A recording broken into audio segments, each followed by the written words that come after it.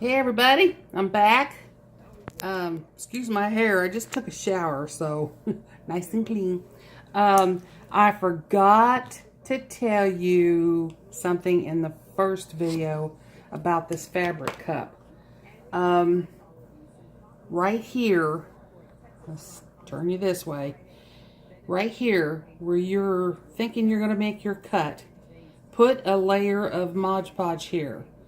And make it good and saturated in here, and when it dries, then when you cut your fabric, it won't fray. So what I'm gonna do is cut that, I hope. And I'm just gonna use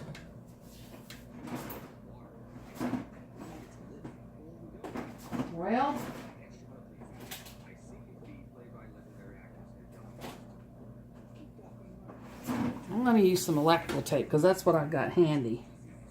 You want a new X-Acto blade. Brand spanking new. Let's get my scissors out here. Now, let me bend this down so y'all see what I'm doing here, I hope.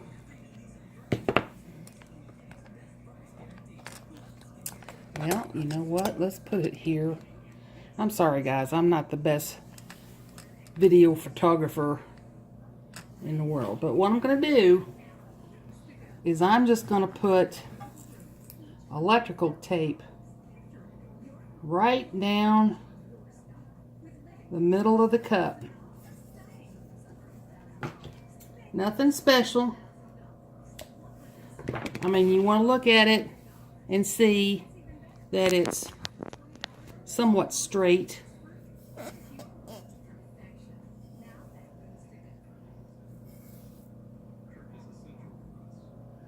You know, if you want to get antsy about it, you can measure it or whatever, but I think this will work. Then what you're going to take is your X-Acto knife and cut along this edge to cut the fabric away, and then peel it off. And like I said, if you've put a layer of Mod Podge right here, when you cut this fabric, it should not fray and it should stick to the cup, okay? Like I said, a brand new X-Acto blade.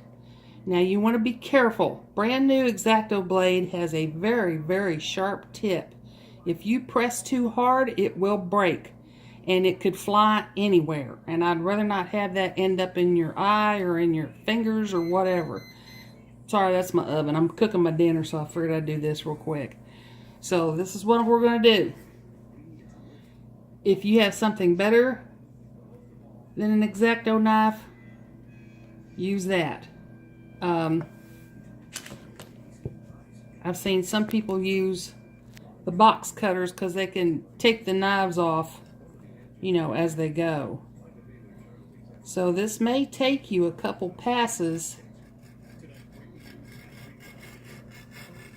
You're more or less using that tape as a guide. And I would much rather that you know, do this away from your body as a safety precaution. It's hard to keep this stupid thing. Okay, I think it's made my cup cut, excuse me. And we're going to try to get this bottom part. Okay. Now when I pull this up, it has also pulled up whatever Mod Podge I had there. So I will have to paint some more on. But you can see I've got a nice clean and I will save that for the other part. I may want to use something a little bit more sticky, but that's what I had, you know. So here it's a clean cut. And I've trimmed some of this away. So now I'm going to add more Mod Podge and kind of overlap just a bit here, and then do the same thing. But I'm not gonna cut all the way through, because I don't want to, you know, cut away this part of the fabric underneath. Okay, if that makes any sense. So we're gonna get our Mod Podge here, and I'm gonna make sure I'm putting on a really good coat here. Really good. And I'm gonna overlap it on this seam to make sure that this is still not gonna fray.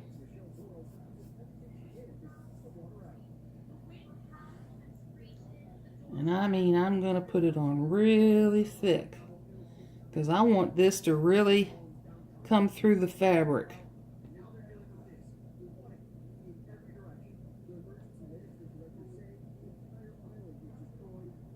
So light touch with the brush. Doesn't matter if it's smooth, you're going to smooth that out with your hand. Make sure that you get right up next to the fabric. Now what's going to happen here is I'm going to put an overlap just enough, and it doesn't matter if it's real thick, you know, too much this way, because you're going to go over it again with Mod Podge anyway. But I'm going to go kind of overage here. See where I've gone further on the seam? So that I'm just going to try to do a very, very thin overlap on this. So it's the same thing as before. Pull your fabric over and smooth it over. And that might be just a little tough because your Mod Podge is seeping through, and you want that. You want that to come through that to really stick it.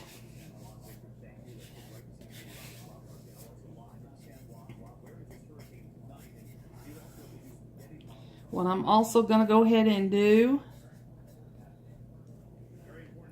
is cut this down here at the bottom, and fortunately it's got the well, if I had some really nice, these are not Fabric Sisters, you can tell that I've cut paper with this. Sorry if you hear the news behind you. I'm trying to keep an eye on Hurricane Maria. I've got friends that have a house down there. They're not down there right now. They're here in Texas, but you know, for their home, and they have animals down there and so forth, and family. And I'm really praying for them that they're going to be okay. And Jose's still causing some problems. It's like the hurricane that won't die. So I'm just hoping everybody's going to be okay. Okay. I'm not going to glue this down because I'm going to cut this away. But what I need to do is to go around the top here with Mod Podge to start to harden up this part. And my whole camera just went out of focus. What in the world? Sorry about that, guys. I'm going to put Mod Podge around the top here to make this fabric really stiff, because I'm going to take an X-Acto and just shear it off right at the cup. And then when I do my epoxy, I will probably just go atop, you know, over the rim here. Same thing down here. I'm going to paint this all the way around to stiffen this up so I can split it and just pull it over the edge. And the reason why I'm doing that is because on these Aladdin cups, they don't have, and this one's still a little bit sticky, they don't have that little cut down at the bottom, that little ridge. So if you're doing the Ozark trail cups, you can do that. And that's what Ash has been doing. She's been, you know, cutting them off right there at that ring, and then you know, sealing it with epoxy or Mod Podge. But since the Aladdin cups don't have that, and they have that funky little punk down here in the bottom, so I'm going to take some Mod Podge here and just kind of put a thin coat all the way around the bottom of the material here, and let it dry, like I said, to stiffen up this fabric.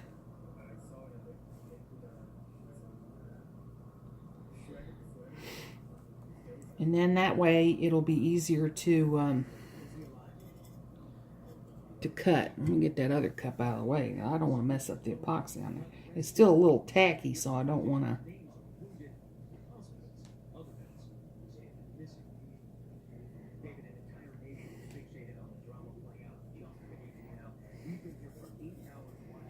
And this thing's kind of sticky because the Mod Podge has come through the fabric, and that's what you want because you want it to have a good seal on it. So I don't want to put too much on here. I just want it stiff enough that it'll be easier to cut and not fray when I cut it. And I'm not gonna lay that down. Now we're going to do it around the top. And you can pretty much tell where the rim is at when you're putting this on. And you want to make sure, see how shiny that is? You know, if you go to put some on and you're thinking good coverage, hopefully you can see the color difference. See, like right there, it has not got any Mod Podge. This might be difficult with just white fabric, but we'll see. I'm gonna put a little higher because, like I said, I'm gonna just go around the whole rim of the cup with an X-Acto knife to shear off this fabric, and then it will be sealed with the epoxy. Well, when I go to do the other coats of Mod Podge to seal the fabric, I will go around that rim as well, just a little bit, to make sure that there's no epoxy. You don't want epoxy to get underneath the fabric. If you do, like I've said before, it's going to get the dark spots, especially in, boy, I'm just not doing real good with this camera today. I apologize. Part 1 is still loading up. Hopefully I can do this in 3 or 4 parts. The next thing to do after this, of course, is to cut the excess off, cut the seam down this way, wrap it around the bottom, and then start put more Mod Podge on it. Maybe it may have to go 5 parts because I've just remembered I'm gonna do the glitter flames around the bottom, so we'll see, because I'll do that and then I'll epoxy it. So that's gonna be it for right now. Once again, I'm gonna let and sit this dry. I may have to